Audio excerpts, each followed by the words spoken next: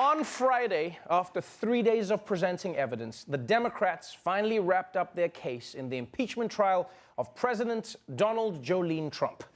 And now, Trump's defense is taking the floor and presenting their arguments.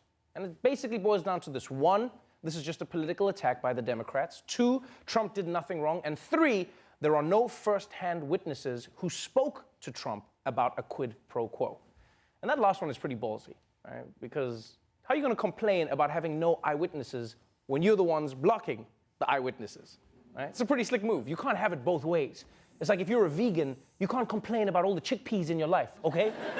Yeah, you chose that chickpea life. Now you just got to stay quiet, except for all the farts, but that's you.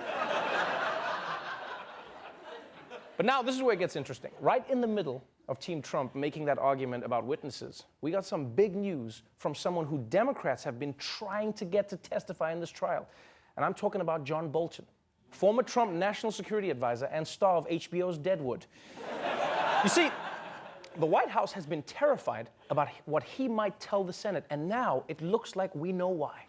Breaking overnight bombshell, former National Security Advisor John Bolton ready to turn on the president as news leaks from his explosive new book about what he claims really happened with Ukraine. Bolton says the president told him that he wanted to continue freezing $391 million in security assistance to Ukraine until officials there helped with investigations into Democrats, including the Bidens. President Trump signaling that he is going to paint John Bolton as a disgruntled former employee. Take a look at his tweet from earlier today. He says, if John Bolton said this, it was only to sell a book.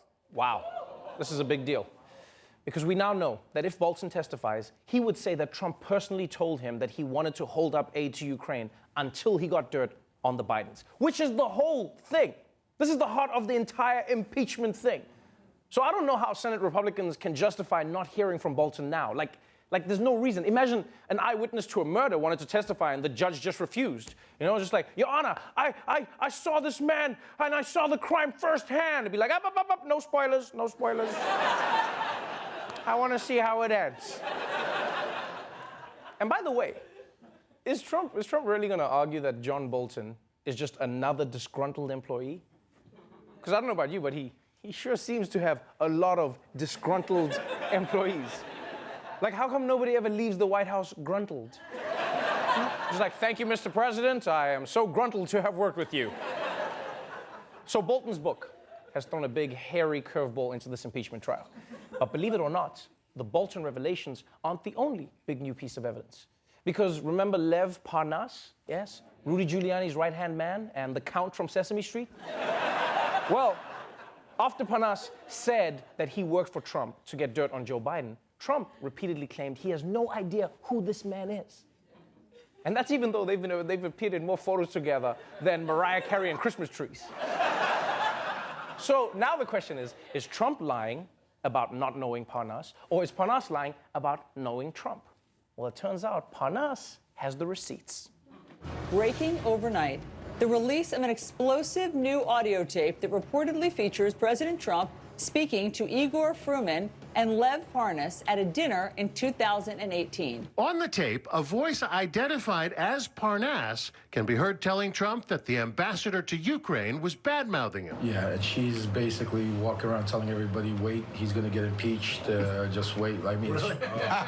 It's incredible. Get rid of her. Hooray. One of the first things. Get her out tomorrow. I don't care. Get her out tomorrow. Take her out, okay? Excellent. Do it.